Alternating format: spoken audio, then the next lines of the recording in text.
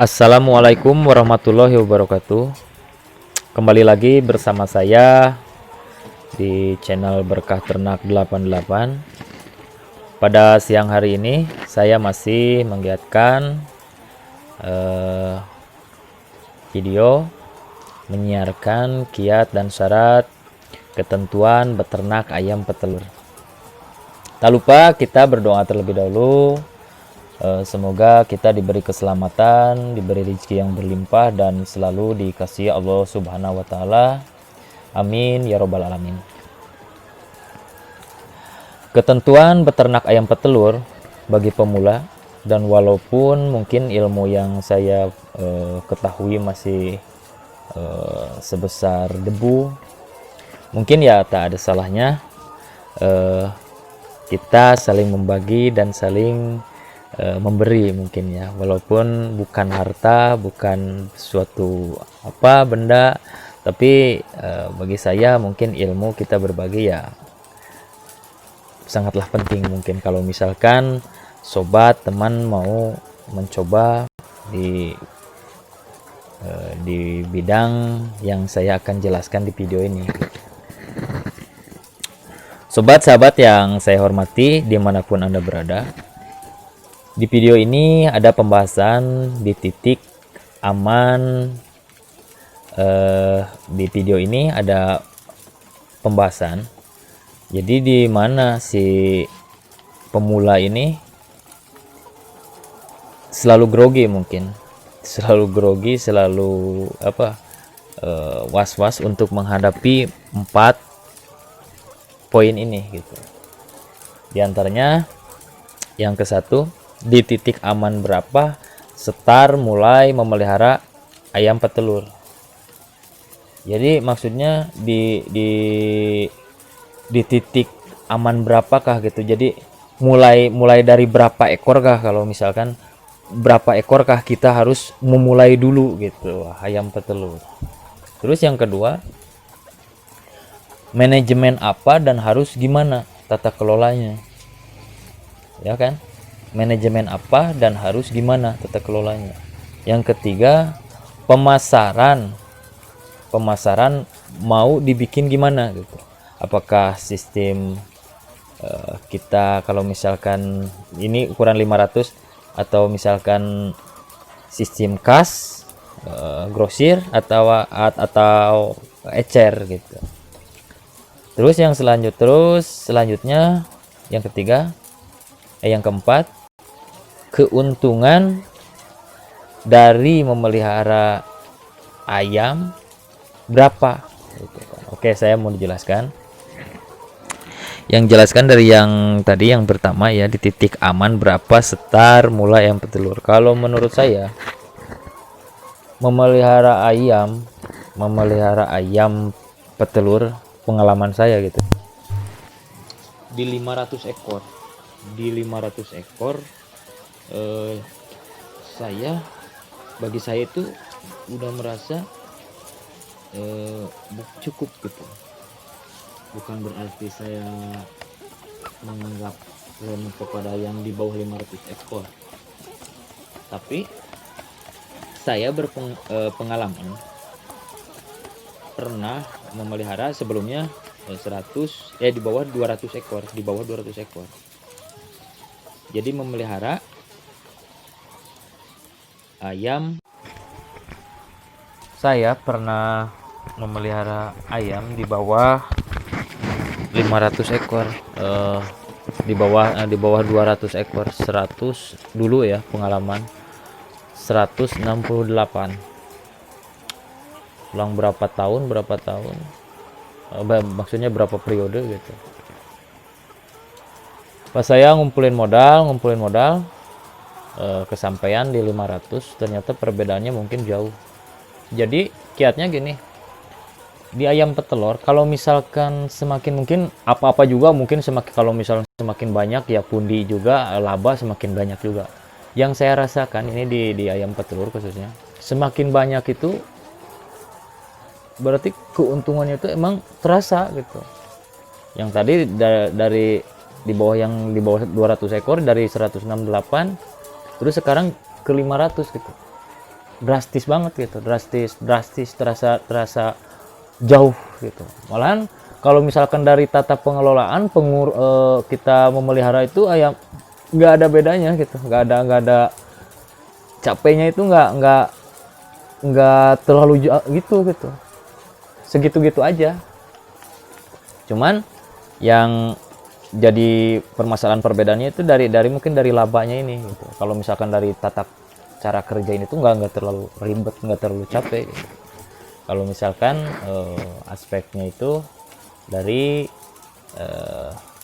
tata pemeliharaannya, misal air minumnya yang sudah otomatis, saya berkata yang sudah otomatis gitu, nggak terlalu ribet, nggak terlalu capek gitu.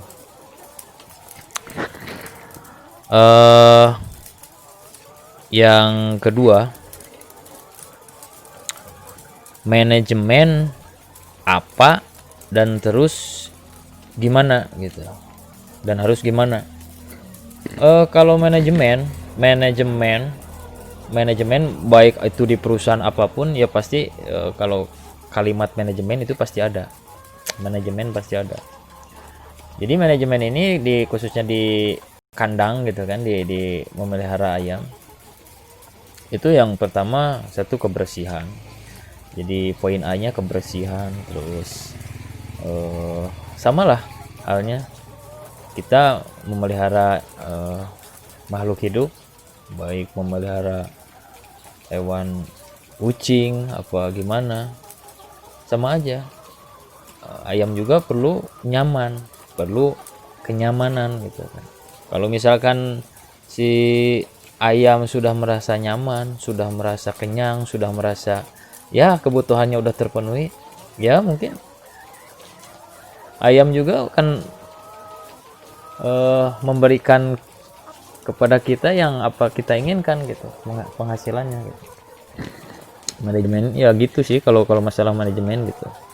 Manajemen ya tentang tata simpen uangnya harus gimana gitu. Jadi jangan sampai hari ini kita dapat 2 kas misal, terus pas besoknya lagi buat beli pakan nggak ada.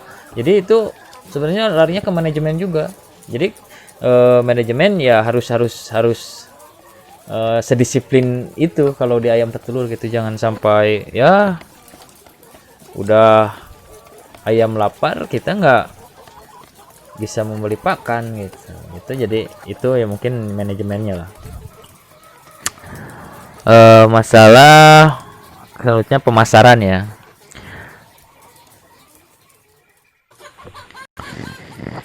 Terus penjelasan yang selanjutnya tentang pemasaran. Pemasaran kita tadi pembahasan sebelum ini dari itu apa ya, manajemen perawatan kesehatan segala sebagaimananya gitu aja. Jadi diperhatikan juga gitu kan kesehatan. Terus pemasaran hasil ayam mengeluarkan telur, telurnya mau dikemanakan gitu, pemasaran itu. Jadi mau sistem, kalau misalkan ayam di 500 udah mulai main kas mungkin kan, satu kas gitu. Mau di gimana, mau sistem ecer apa sistem kas gitu, ke grosir-grosirnya jualnya. Itu tergantung kita tata caranya enaknya gimana ya, itu yang harus dipikirkan terlebih dahulu gitu. Terus yang selanjutnya, pembahasan yang keempat, keuntungan. Mungkin dari usaha apa juga, kita bisnis apa, kita berusaha apa ya, yang ditanya mungkin hasil akhirnya untungnya gimana, kita dapat memperoleh keuntungan itu gimana, mungkin gitu kan ya. Di ayam petelur ya kalau masalah keuntungan ya tergantung kita kembali lagi ke dari yang atas rincian tadi, manajemen. Terus dari titik berapa kita memulai usaha ternak ayam petelur tersebut. Terus gitulah, seperti aspek-aspek itu sebenarnya, kembali dari awal lagi gitu. Kalau misalkan kita kita rinci ya. Saya punya ayam 500, saya mempunyai ayam 500 ini. Ini ayam saya 500. Saya menghasilkan telur itu ya kurang lebih ya 27-30 kilo gitu, 2 kas lah dalam satu hari. Kalau misalkan 1 kas di harga saya nih ya sekarang di Jawa Barat, 1 kasnya itu 345.000. Kalau misalkan dibagi 15 kilo itu terhitungnya 23.000. Itu saya harga grosir. Menjual misalnya saya ke harga grosir ke pasar, ke warung ya, kelontongan kecil lah. Nanti si warung itu kan menjual nggak segitu, nggak 23, jadi ngejualnya ya 26, 27, 25, 26 ya, tergantung mereka trik penjualannya gimana gitu. Jadi kalau misalkan saya peternak ya segitu gitu. Jadi kalau misalkan saya 2 kas itu ya dapatnya itu uang ya sekitar 690.000 ya, diambil kotornya 342.000 mungkin ya, 55 kilo satu hari ya, bersih lah 348 lah, 348. Jadi kategorinya ya mungkin kalau misalkan dikali 30 hari mungkin ini hitung-hitungan matematika gitu, hitung-hitungan sekarang, hitung-hitungan harga sekarang ya mungkin di angka 10 juta mungkin kalau harga yang lagi bagus sekarang gitu. Tapi kan harga telur kan turun naik gitu grafiknya, tapi ini harga-harga di saya di Jawa Barat gitu sekarang. Jadi intinya apapun itu usahanya, apapun itu kegiatan, jadi kita harus mencari dan menelaah dulu triknya dan ilmunya gitu. Jangan sampai hal permasalahan terkecil, sekecil apapun itu dilupakan sehingga menjadi malapetaka, menjadi bumerang di kemudian hari, berhenti di tengah jalan gitu. Ya mungkin saya selalu berdoa, selalu menggali ilmu, terus ilmu, letak kesalahan saya, letak kekurangannya gimana. Ya mungkin kalau di dunia ternak ataupun dunia gimana ya, bisnis gimana, berdagang gitu, sama juga kayak saya peternak gitu, nggak lepas dari komunikasi, tidak lepas dari silaturahmi dari berbanyak silaturahmi ya, mungkin bagus itu, jadi menambah pengetahuan gitu. Kalau misalkan di dunia peternakan ya, mungkin bukan di peternakannya, itu sama aja dimanapun ya sama aja gitu, menambah ilmu lah. Jadi gitulah intinya. Mungkin video yang saya berikan cukup sekian. Maaf kalau misal ada salah-salah kata. Mungkin ilmu yang saya berikan ya tidak sedetil semewah orang-orang yang berpengalaman lebih jauh, dari yang lebih jago. Tapi saya bercita-cita membagikan ilmu karena hanya ilmu yang bisa dipertanggungjawabkan. Itu saya pernah dengar gitulah, hanya ilmu yang bisa menaungi amal kita gitu. Cukup sekian sobat, teman, dimanapun Anda berada, jangan lupa terus dukung video saya, Berkah Ternak. Untuk video-video berikutnya saya akan berpikir lagi tema tentang peternakan mungkin ya. Jangan lupa like, comment, and subscribe. Cukup sekian. Assalamualaikum warahmatullahi wabarakatuh.